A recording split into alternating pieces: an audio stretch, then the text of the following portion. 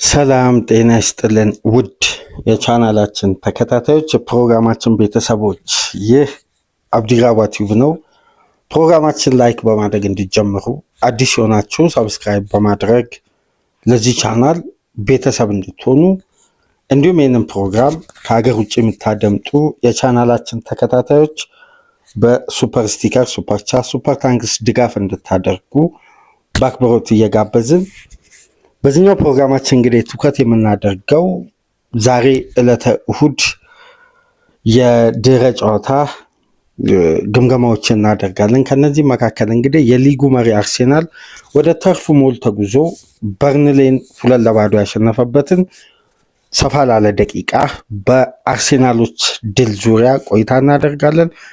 አርሴናል አሁንም የአሸናፊነት ጉዞውን በተጠናከረ ሁኔታ ከጨዋታ ጨዋታ አሳማኝ በሆነ ብቃት ማሸነፉን ቀጥሏል። ይሄ የድል ጉዞ አርሴናልን በዘንድሮ የውድድር ዓመት ረጅም ርቀት በዚህ ጥንካሬ፣ በዚህ ኮንሲስታንሲ፣ በዚህ የቡድን ቅንጅትና ጥንካሬ የመቀጠሉን እድል ከጨዋታ ጨዋታ ሰፊ እያደረገ ለሚካኤል አርቴታ የዘንድሮ የውድድር ዓመት ካለፉት ጊዜያት በላቀ ደረጃ አስተማማኝነቱን እየተሻሻለ እያደገ አሁን ደግሞ ከፍ ባለ ብቃት ጨዋታዎችን በተለየ መልኩ ቀደም ብሎ ገሎ ጌሙን ኮንትሮል ማድረግ አዲስ የአርሴናልን ምስል የተመለከትንበት ልዩ የተርፍ ሞልን ድል መድፈኞቹ አሳክተው እንግዲህ ሌላ ጣፋጭ 3 ነጥብ፣ 9 ተከታታይ ጨዋታ የተገኘ ድል፣ 7 ተከታታይ ጨዋታ ድልና ምንም አይነት ግብ አለማስተናገድ፣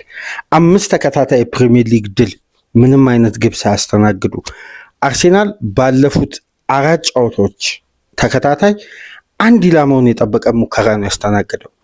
በተቃራኒው ደግሞ ቡድኑ በፕሪሚየር ሊግ ከየትኛውም ተጋጣሚ በላይ በተጋጣሚ የመጫወቻ ቦክስ ውስጥ ከፍተኛ ጫና የፈጠረ ከፍተኛ የማጥቃት ሲኩዌንስን የሚያሳይ፣ በትናንትናው ጨዋታ ደግሞ ከቆመ ኳስ የአርሴናል የፊት መስመር ተጫዋች የኤክስ ፋክተር ቪክተር ጊዮከሬስ አርሴናልን ቀዳሚ ያደረገ። ከተወሰኑ ደቂቃዎች በኋላ ደክላን ራይስ ከሊያንድሮ ትሮሳርድ የተሻገረለትን ኳስ በግሩም ሄዲንግ አስቆጥሮ አርሴናል ከረፍት በፊት ባስቆጠራቸው 2 ግቦች ታግዞ ነው እንግዲህ ተርፍ ሞል ላይ ጣፋጭ 3 ነጥብ፣ ጣፋጭ ድል፣ ሌላ ክሊንሺት፣ ሌላ አስደናቂ ብቃት ጨዋታውን በደንብ ኮንትሮል ያደረገበት፣ ከረፍት በፊት ጨዋታውን የገደለበት፣ ወደ 25 ነጥብ ያሻገረችዋን ወሳኝ 3 ነጥብ ይዘው መመለስ የቻሉት። በዚህ ጨዋታ ዙሪያ እንግዲህ ቆይታ እናደርጋለን። እስቲ ትናንት የተደረጉ የእንግሊዝ ፕሪሚየር ሊግ የጨዋታ ውጤቶችን እንመልከትና ዝርዝር ጉዳዮችም ወደ አርሴናል የትናንትናው ብቃት ምን ይመስላል በሚለው ዙሪያ እንወያያለን። በተለይ የሚካኤል አርቴታ ቡድን በጥንካሬ ውስጥ የታየ ሌላ ደግሞ አዲስ ጉዳይ በጨዋታው ላይ አስተውለናል። አርሴናል አዲስ ጌም ኦፍ ኮንትሮልን ይዞ የመጣበት መንገድ እንግዲህ ለተጋጣሚ አሁን አርሴናልን ማስቆም እንዲሁ እንዳለፉት ጊዜያት አርሴናል በዚህ ጨዋታ ይጥላል ብሎ ራሱ ለመገመት በጣም በሚከብድ ደረጃ የቡድኑ አስደናቂ ጉዞ ከጨዋታ ጨዋታ እየተሻሻለ እየጠነከረ፣ እዚህ ላይ ደግሞ መዋሃድ ያለባቸው ጊዜ የሚፈልጉ በጊዜ ሂደት ወደ ሪትም የሚመጡ ተጫዋቾች ደግሞ ሪትማቸውን እያገኙ አሁን የቡድኑ ቅንጅት 100% መዋሃዱን እየተመለከትን ከጨዋታ ጨዋታ አርሴናል ስላለው የዲፌንሲቭ ጥንካሬ ወይም ስለሚያስቆጠራቸው የቆሙ ኳሶች ከማንሳት ይልቅ የቡድን ፍሉዲቲው ምን ያክል እንዳደገ ያስተዋልንበትም የበርንሌ ድል ነው። ወደ አርሴናል ድል እንመለሳለን። ትናንት የተደረጉ ውስጥ የተወሰኑ የፕሪሚየር ሊግ ጨዋታዎችን ውጤት እንዲሁም በሌሎች ሊጎች የተደረጉ ውጤቶችን እንመልከትና ወደ አርሴናል ድል ዝርዝር ጉዳዮች እንገባለን። በጊዜ በተመሳሳይ ከአርሴናል ጋር በተደረጉ ጨዋታዎች ብራይተን ለተከታታይ 2 ጨዋታ እንግዲህ በሜዳው ባደረገው ጨዋታ ድል ቀንቶታል 3-0 ሊድስን በማሸነፍ። እንዲሁም ፓላስ አስደናቂውን ጉዞ እንደቀጠለ ነው። ብሬንፎርድን በሜዳው 2-0 በማሸነፍ ፉላም በጊዜ ከወልቭስ በቀይ ካርድ ተጫዋች ጎሎ እንግዲህ በሜዳውና በደጋፊው ፊት 3-0 ወልቭስን ማሸነፍ ሲችል፣ በተመሳሳይ ሰዓት የተደረገው ሌላኛው ጨዋታ አጓጊ ፉክክር፣ አስደናቂ የሁለት ቡድኖች 3 ነጥብ ለማግኘት የተደረገ ሌላኛው የሲቲ ግራውንድ ፍልሚያ ኖቲንጋም ፎረስት ከማንቸስተር ዩናይትድ 2-2 በሆነ ውጤት ተጠናቋል። ማንቸስተር ዩናይትዶች ከረፍት በፊት በካሰሚሮ ግብ ቀዳሚ መሆን ሲችሉ ከረፍት በኋላ በ2 ደቂቃ ልዩነት አከታትለው ኖቲንጋም ፎረስት በሞርጋን ጊብስ ዋይት እና ሶቮና ግብ ታግዘው 2-1 ማድረግ ቢችሉም 81ኛ ደቂቃ ላይ አማድ ዲያሎ በግሩም ቮሊ ከኤሪያ ውጪ አስደናቂ ቮሊ ነበር። ይሄ የግራኝ እግር ቴክኒሻል ተጫዋች ማስቆጠር የቻለውና ማንቸስተር ዩናይትድ ከ3 ተከታታይ የሊግ ድል በኋላ በአቻ ውጤት ጨዋታውን አጠናቋል። 2-2 በሆነ አቻ ውጤት። ከዛም በኋላ የተደረገው የምሽቱ የ2 ሰዓት ተኩል የለንደን ደርቢ ጨዋታ በቼልሲ ፍጹም የበላይነት፣ ነገር ግን የበላይነቱን ያክል ግቦችን ሳያስቆጥር በርካታ ግቦችን በቶትናም ላይ ሳያስቆጥር 1-0 በሆነ ውጤት ያሸነፈበት፣ ቶትናም ላይ ፍጹም የበላይነት በወሰደበት ጨዋታ በጆዋው ፔድሮ ብቸኛ ግብ ቼልሲ ከዋይት ሃርት ሌን ጣፋጩን 3 ነጥብ ይዞ ተመልሷል። በዚህም ጨዋታ ዙሪያ ድረ ጨዋታ ግምገማ ይኖረናል። ከዚህ ፕሮግራም በመቀጠል ምሽት 5 ሰዓት የተደረገው የሊቨርፑልና የቪላ ጨዋታ በሊቨርፑል 2-0 አሸናፊነት ሲጠናቀቅ መሐመድ ሳላ እና ራያን ግራቨንበርግ ባስቆጠሩት ግብ የአርነ ስሎት ሊቨርፑል ከተከታታይ ሽንፈቶች በኋላ ወደ ድል ተመልሷል። ትናንት በተደረገ የላሊጋ ጨዋታ እንግዲህ ሪያል ማድሪድ በሜዳው ቫሌንሺያን አስተናግዶ 4-0 በሆነ ሰፊ ውጤት ሲያሸንፍ፣ በጀርመን ቡንደስሊጋ የተጠበቀው የባየር ሙኒክ እና የባየር ለቨርኩዘን ጨዋታ በሙኒክ 3-0 አሸናፊነት ተጠናቋል። በጣሊያን ሴሪያ ናፖሊ በሜዳው የሴስ ፋብሪጋዝን ኮሞን አስተናግዶ ያለምንም ግብ ሲጠናቀቅ፣ ያለፈው ሳምንት ኡጎር ቱዶርን ያሰናበተው ዩቬ በአዲሱ አሰልጣኝ በሉቻኖ ስፓሌቲ ታግዘው እንግዲህ 2-1 ከሜዳቸው ውጪ ኬርሞስን ማሸነፍ ችለዋል።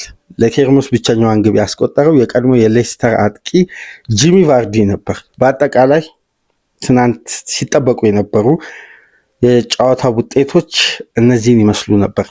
የሚካኤል አርቴታ አርሴናል 2-0 በድጋሚ በሌላ ጥንካሬ በሌላ አስደናቂ ብቃት ወደ ተርፍ ሞል ተጉዞ ያሸነፈበትን ጨዋታ እስቲ በተወሰነ መልኩ እንመልከት። በተለይ ከረፍት በፊት 14ኛ ደቂቃ ላይ ቪክቶር ዮኬሬስ አርሴናልን ቀዳሚ ያደረገችዋን ግብ ደክላን ራይስ በግሩም የኮርና ክሮስ ያሻማውን ወደ ተጋጣሚ ቦክስ ጋብሪኤል ማጋሌሽ ለአጥቂው ቪክቶር ዮኬሬስ በማቀበል እንግዲህ ዮኬሬስ አስቆጥሮ አርሴናልን ቀዳሚ ማድረግ ችሏል። ነገር ግን በቅርብ ጊዜያት ውስጥ አሁን ይሄ የስዊድናዊ አጥቂ በአርሴናል ቤት ቢያንስ ቡድኑ በሚያስመዘግበው ውጤት የተጫዋቹ ብቃት ከጨዋታ ጨዋታ መሻሻሉንና ወደ ግብ መመለሱን እንደማይቀር ከዚህ በፊት ደጋግመን ስናነሳ ነበር። በተለይ አርሴናል ከሜዳው ውጪ ከአትሌቲኮ ማድሪድ ጋር በሜዳው ከአትሌቲኮ ማድሪድ ጋር ባደረገው ጨዋታ ስለ ቪክቶር ዮኬሬስ የሰራነውን ፕሮግራም ወደኋላ መለስ ብላችሁ ቅድመ ጨዋታ ግምገማ ላይ በቅርብ ሳምንት ወደ አስቆጣሪነት ሊመለስ እንደሚችል በተለይ በሊጉ 10ኛ ሳምንት በኋላ እንደዚህ አይነት ቶፕ ክላስ ተጫዋቾች ፍሉድ መሆናቸውን የሚያሳዩበት መነቃቃታቸውን በተለይ የቡድኑ ውጤት በዚህ ኮንሲስታንሲ ከቀጠለ አንደኛ ተጠቃሚ የሚሆነው የዚህ የፊት መስመር ተጫዋች የተለየ አስተዋጽኦ ነው ብለን ስናነሳ ነበር። በዚህም እንግዲህ ዮኬሬስ አርሴናልን ቀዳሚ ያደረገችዋን ግብ ማስቆጠር ችሏል። ከጎሉ በላይ ደግሞ በጨዋታው ምናልባት አርሴናሎች በፕሪሚየር ሊግ በዘንድሮ የውድድር ዓመት ይሄ ተጫዋች የተጠበቀውን ያክል ሜዳ ውስጥ እያሳየ ያለፉትን ጨዋታዎች ላይ የሚያሳየው አስደናቂ ብቃትን፣ መሻሻልን የሚያሳየው እድገት ከጊዜ ወደ ጊዜ ደግሞ እየተቀናጀ መምጣቱን የሚያሳዩ በርካታ ምልክቶችን ስናነሳ ነበር። ነገር ግን እስቲ የአርሰናል ደጋፊዎችን አንድ ጥያቄ ለማንሳት የትናንትናው አይነት ቪክቶር ዮኬሬስ እስካሁን በአርሰናል ማሊያ አስተውላችኋል?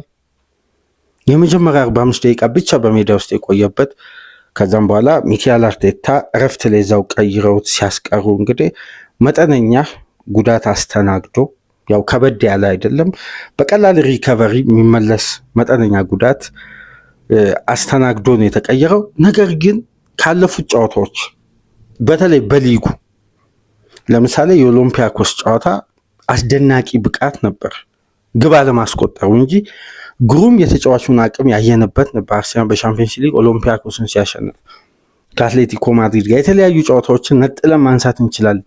ነገር ግን የቪክቶር ዮኬሬስን የተሟላ አቅምና ኳሊቲ በትናንትና ጨዋታ ያየን ይመስለኛል። በመጀመሪያ 45 ደቂቃ ሳካ 2 እድሎችን ከዚህ አጥቂ ክሬት የተደረገውን አስቆጥሮ ቢሆን ኖሮ ስለ ዮኬሬስ የሚወራበት ርቀት ከዚህ በላይ ከፍ ይል ነበር። አሁን ሚዲያው በቂ ሽፋን አልሰጠውም። ምናልባት 45 ደቂቃ ብቻ በጨዋታው ላይ መቆየቱ ሊሆን ይችላል እንጂ በመጀመሪያ 45 ደቂቃ የተጫዋቹ አንደኛ ፖዚሽናል እንቅስቃሴ ከራሱ ኤሪያ ወርዶ ከቡድን አጋሮቹ ጋር የሚያደርገው መግባባትና ከዚህ በፊት አልፎ አልፎ የሚስተዋሉ የተወሰኑ የታይሚንግ ክፍተቶች አሉ። በተለይ በደብል ፓስ በሽግግር እንቅስቃሴዎች ላይ የተጫዋቹ በሚጣሉ ኳሶች የአንድ ለአንድ ግንኙነቶችን ለማሸነፍ ወደ አደጋ ክልል ለመግባት የተወሰኑ ፊዚካል እንቅስቃሴዎች ላይ ሲቸገር እናስተውል ነበር።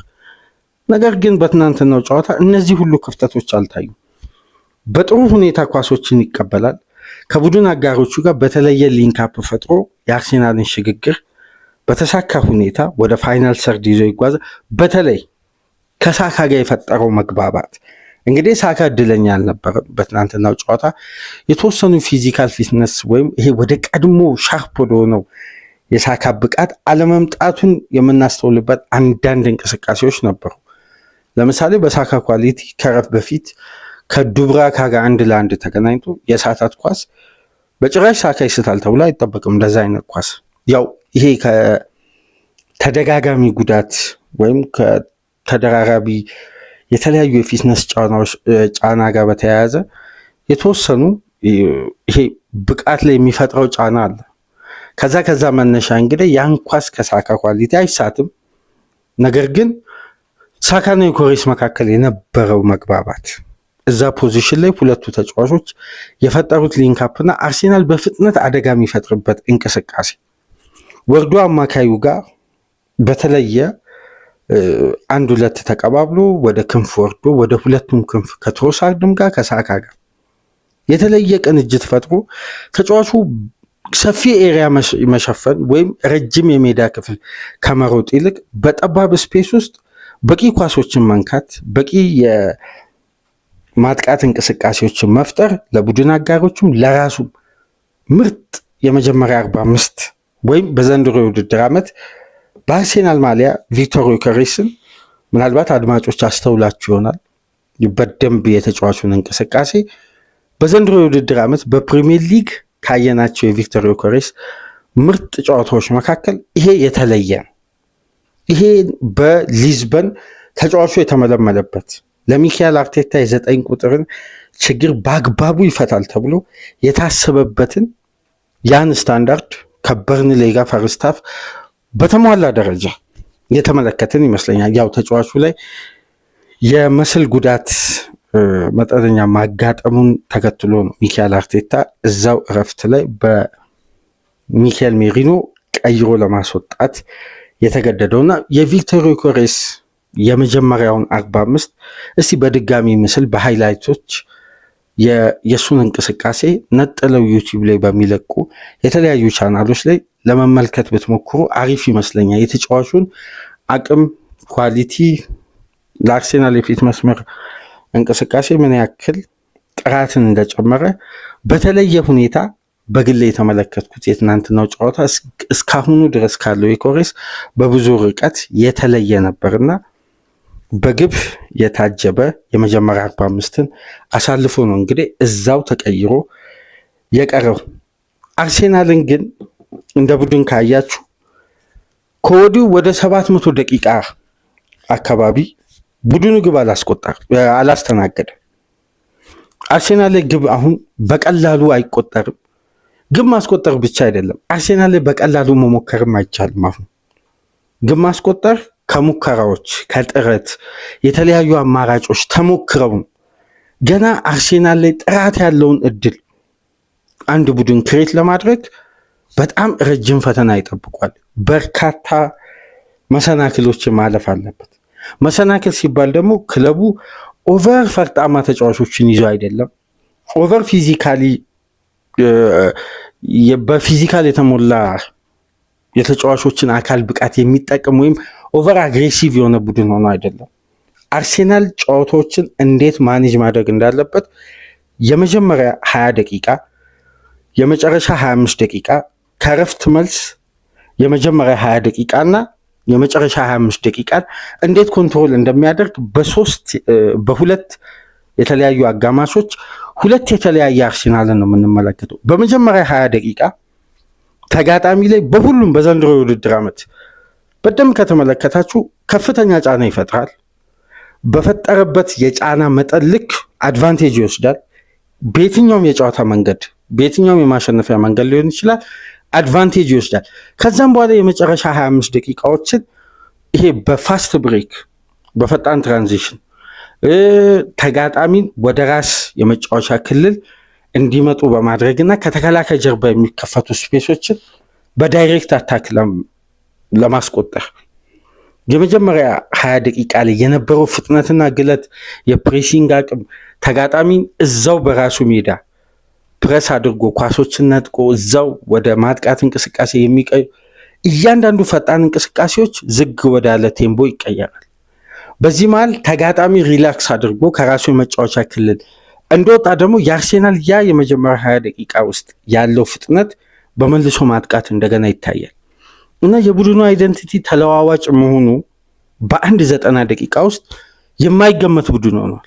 ወይም አርሴናል በዚህ የመጫወቻ ክልል የተለየ ከፍ ያለ የበላይነት ይወስዳል ብለው ቡድኖች ኤክስፔክት እንዳያደርጉ ሁሉንም የሜዳ ክፍል በተመጣጣኝና ሚዛኑ ባልተናጋ ፍጹም ጥራት ባለው እንቅስቃሴ ነው እያንዳንዱን ዲፓርትመንት የሚበልጠው። በደንብ አስተውላችሁ ከሆነ አርሴናል በሃይላይን ሃይ ፕረስ ሲያደርግ ተጋጣሚ የሚጠቀምባቸውን ኤሪያዎች ብቻ ሳይሆን ዞናል ማርኪንጉ በጣም የተቀናጀ ነው። አሁን የቡድኑ ምርጥ 11 ብትመለከቱ ከአምናው በርካታ ለውጦች አሉ። ተውት፣ የተጫዋቾች የሚና ለውጥ አለ። ለምሳሌ ትሮሳርድ በዘንድሮ የውድድር ዓመት አብዛኛውን ጨዋታ የተሰለፈው በግራ ክንፍ ነው። ኢዜ ከአጥቂ ጀርባ አለ፣ ዮኮሬስ አለ። ቢያንስ አምና ከነበረው የአርሴናል ምርጥ 11 ከፊት መስመር ከ4-3-3 አስተላለፍ አሁን ወደ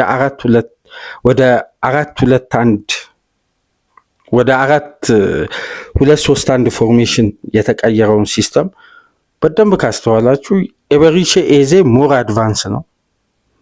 እንዲሁም ቪክተር ዮኮሬስ የ9 ቁጥር አውት ኤንድ አውት ነምበር 9 ነው። ሳካ በዊንግ ሲጫወት እንዳምነው ሰፊውን የቀኝ የሜዳ ክፍል ከበር የማድረግ ግዴታ የለበትም። ምክንያቱም አርሴናል አሁን የተለየ ፓሲቭ ፓሰር አማካይ ላይ ስላለው ሚዛኑ የሚጠብቁት በፓስ እንጂ ተጫዋቾች ዞናቸው ላይ በመገኘትና ያን ኤሪያ በማሸነፍ አይደለም፣ በፓስ ኤሪያዎችን ማሸነፍ ነው። እያንዳንዱ የቡድንን ቅርጽ ካያችሁ ከአምና ዘንድሮ በርካታ ለውጦች አሉ። በግለሰብም ባጫወትም አሁን የራይስ ከ8 ቁጥር አድቫንስድ ሮል ይልቅ ወደኋላ ዘንብሎ የሚጫወትበትና ይሄ የኢንተርቼንጅ አዲሱ የሚድፊልደር ታክቲክ ለአርሴናል የተከላካይ ክፍሉ ጥንካሬ፣ ለአጥቂው ክፍል በቂ ኳስ የማግኘቱ አቅም፣ አርሴናል ጨዋታዎችን በሁሉም የሜዳ ክፍል የማጥቃቱን እያንዳንዱን ጥንካሬ ስንመለከት አርሴናል ለተጋጣሚ የማይገመት ቡድን ሆኖ መምጣቱ ከየትኛውም ጊዜ በላይ የቡድኑን ጥንካሬ ከፍ አድርጎታል። ለምሳሌ አርሴናል የመጀመሪያውን ግብ በዮከሬስ አማካኝነት ሲያስቆጥር ከሴት ፒስ ደክላን ራይስ ክሮስ ያደረገው ኳስ ነው። ጋብሪኤል ማጋሌሽ ኳሷን ነካት፣ ዮከሬስ አስቆጠረ። 18 ግቦችን በዘንድሮ የውድድር ዓመት አርሴናል አስቆጥሯል። 6ቱ ክፍት ከሆኑ እንቅስቃሴዎች ናቸው። 12ቱ ከቆሙ ናቸው። ከ12ቱ ደግሞ 8ቱ የኮርና ኳሶች ናቸው። በፕሪሚየር ሊጉ ታሪክ በመጀመሪያ 10 ጨዋታ 8 የኮርና ግቦችን ያስቆጠረ ክለብ የለም። ምርጡ ጥንካሬ ማለት ነው። በአርሴናል በኩል የተለየ ጥንካሬ። ነገር ግን እነዚህ 8 ግቦች ሲቆጠሩ አርሴናል በእያንዳንዱ ጨዋታ ክሬት ያደረገው ክፍት ከሆነ እንቅስቃሴ ኤክስጂዎችን ብትመለከቱ ለምሳሌ በዚህ ሳምንት ያደረገው እንቅስቃሴ ከ1.96 ኤክስጂ በላይ ስለሆነ ከየትኛውም ተጋጣሚ በላይ ክፍት ከሆነ እንቅስቃሴ በርካታ ቻንሶችን ክሬት አድርጓል። አሁን ኳስና መረብን የሚያገናኙበት ወይም የጨዋታ አድቫንቴጅን የሚወስዱበትን ጌም ኦፍ ስቴት ይጠቀማል። ጨዋታው ላይ ከፍተኛ የበላይነት ይወስዳል። በተጋጣሚ ላይ ኮንትሮል የሚያደርጉበት እያንዳንዱ ስቴጅ ደግሞ ፍጹም የተጠናና የተቀናጀ ነው።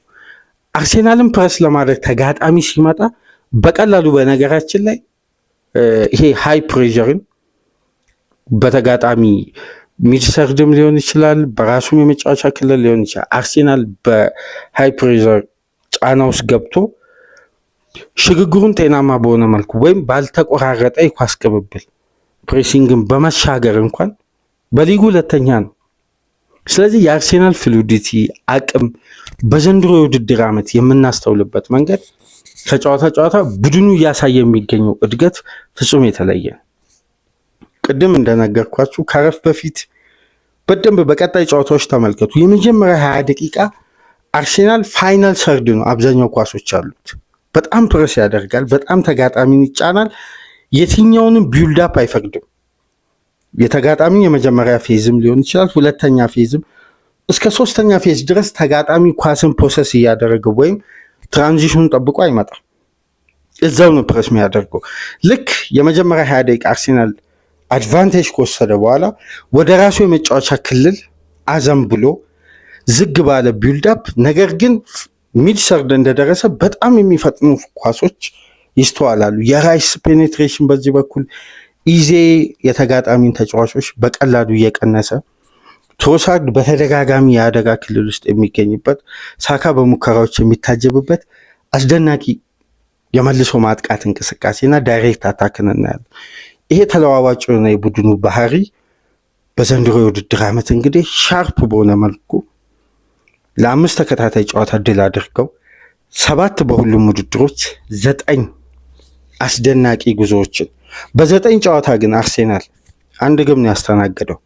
አሁን ለ7 ተከታታይ ጨዋታ ግብ አላስተናገደም ሲባል ለመጨረሻ ጊዜ ያስተናገደው ከኒውካስል ጋር፣ ከዛም ቀደም ብሎ አርሴናል ላይ ግብ አልተቆጠረም። ከሲቲ በኋላ ኒውካስል አስቆጠረ። በዘንድሮ የውድድር ዓመት እንግዲህ እስካሁን ድረስ አርሴናል ያስተናገደው የግብ ቁጥር 3 ብቻ ነው። 3 ግብ ብቻ። የሚካኤል አርቴታ አርሴናል ከየትኛውም ጊዜ በላይ መከላከሉም ማጥቃቱም ባላንስ ሆኖ በአስደናቂ ጉዞ እንደቀጠለ ነው እና በቀጣይ ስላቪያ ፕራግን እና ሰንደርላንድን የሚገጥም ይሆናል ከኢንተርናሽናል ብሬክ ቀደም ብሎ። ይሄ በሚካኤል አርቴታ አርሴናል እንግዲህ የዘንድሮ የውድድር ዓመት የተለየ ሲዝን እንደሚሆን ከወዲሁ መገመት ይቻላል። ምንም የተለየ እግር ኳሳዊ እይታ አያስፈልገውም። አርሴናል አስደናቂ የውድድር ዓመት ሊያሳልፍ እንደሚችል ከወዲሁ መገመት ይቻላል።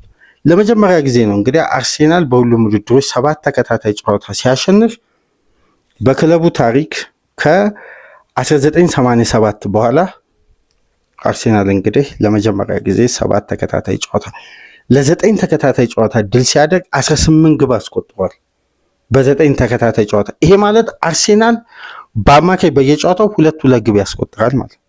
ይሄ አምና ታስታውሱ እንደሆነ ሊቨርፑል የሊጉን ዋንጫ ሲያሳካ ትልቁ ይሄ የግብ ማርጅን ወይም የሊቨርፑል አማካይ አብዛኛው ውጤት የተመዘገበው 2-0 ነው ወይም የ2 ግብ ልዩነት ነው። አርሴናል አሁን ግብም አያስተናግድም፣ ግን ጨዋታን በ2-0 ድል፣ ይሄ አስተማማኝ ድል አይቆጠርበትም። የሊጉ ምርጥ ዲፌንስ ነው። የሊጉ ብቻ ሳይሆን በ5ቱ ትላልቅ ሊግ ምርጡ ዲፌንስ የአርሴናል ነው። ጨዋታዎችም ያሸንፍበት ደግሞ 2-0 ኮንትሮል ጌም፣ ይሄ ጥራት ያለው ድል፣ በሰፊ የግብ ልዩነት ማሸነፍ ጨዋታውን የላቀ ውበት ሊኖረው ይችላል፣ ግን ኮንትሮል እንደሚያደርግ በጥንቃቄ የተሞላ አደጋዎችን የማይፈጥር ለተጋጣሚ በቂ ስፔሶችን የማይተው ቡድን ኮንትሮል የሆነ ቡድን በአብዛኛው የሚያሸንፋቸው ውጤቶች 2-0 ነው እና አርሴናል በተመሳሳይ መንገድ ጨዋታዎችን ማሸነፉን ቀጥሎበታል። ነገር ግን ስለ አንድ ተጫዋች በተለየ ሁኔታ ማንሳት ያስፈልጋል። ስለ ደክላን ራይስ ሰሞነኛም ብቃት የትናንትናውም የጨዋታው ኮከብ በመባል ተመርጧል። ይህ ተጫዋች የአርሴናል የጀርባ አጥንት መሆኑን በድጋሚ በሌላ አስደናቂ ከሜዳ ውጪ ጨዋታ ማሳየት ችሏል። ጨዋታው ራይስን ነበር የሚመስለው፣ እንደዛ ብለን ብንገልጽ የተሻለ ይመስለኛል። ጨዋታውን ለተመለከተ አብዛኛውን የሜዳ ክፍል የሚመለከተው ራይስን ነው። በማጥቃቱም በመከላከሉም በኩል ያው አርሴናል ብዙ ዲፌንሲቭ አክሽኖችን አልፈጸመም በዚህ ጨዋታ። ምክንያቱም በርንሌ ለማጥቃት እንኳን ታይሚንግ አላገኘም። አርሴናል ከረፍት በፊት ፍጹም የበላይነት ወሰደ። ጨዋታውን ከረፍት በፊት ገደለ። ከረፍት በኋላ ኮንትሮል እና ሎድ እና ጌም ማኔጅመንቱ ላይ ነው ያተኮረው። እንዲሁም ከረፍት በኋላ ትልቅ አደጋ የሆነ ሙከራ የክሪስቲያን ኖርጋርድ ለግብ የቀረበ። ነገር ግን ራይስን በትናንትናው ጨዋታ ለተመለከተ እንግዲህ የተጫዋቹ ፍጹም ጨዋታውን በራሱ ቁጥጥር ውስጥ ጨዋታውን ሲያፈጥንም ዝግ ባለ ቴምፖም እንዲዘልቅ ሲያደርግ ሜዳ ውስጥ የነበረው ሚና ከጨዋታ እንግዲህ ደክላን ራይስ በዘንድሮ የውድድር ዓመት አርሴናል ለሚያደርገው አስደናቂ ጉዞ ለምሳሌ የጋብሪኤል ማጋሌሽ ዲፌንሲቭ አክሽን ይነሳል።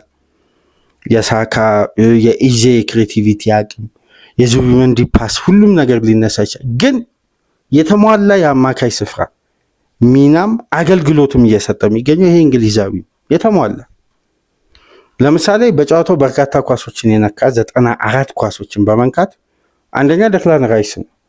በጨዋታው ለምሳሌ በርካታ የጋራ ኳሶችን ዱዌሎችን በማሸነፍ 9 ዱዌሎችን አንደኛ ራይስ ነው።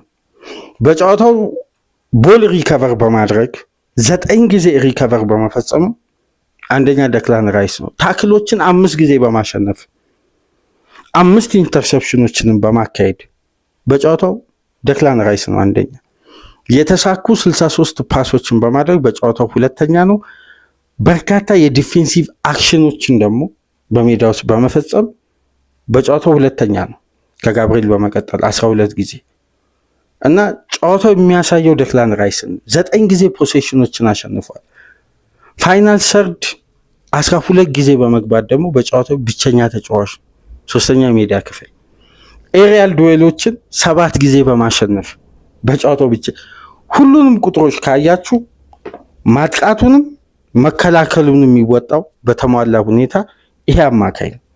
አሁን ለአርሴናል ኢነርጂ የተሞላው 2:45 ላይ ለሚያሳየው እያንዳንዱ ካራክተር በደንብ ካያችሁ አርሴናል ኮንትሮል ሲያደርግ ራይስ ወደ ግራው የሜዳ ክፍል አዘንብሎ ለካሊፊዮሪ ከቨር እየሰጠ ካሊፊዮሪ ኦቨርላፕም ኢንቨርትም እያደረገ እንዲጫወት በነፃነት ኮንትሮሉ ላይ ቡድን ሲያተንኩት ለኮንትሮሉ ይመቻል።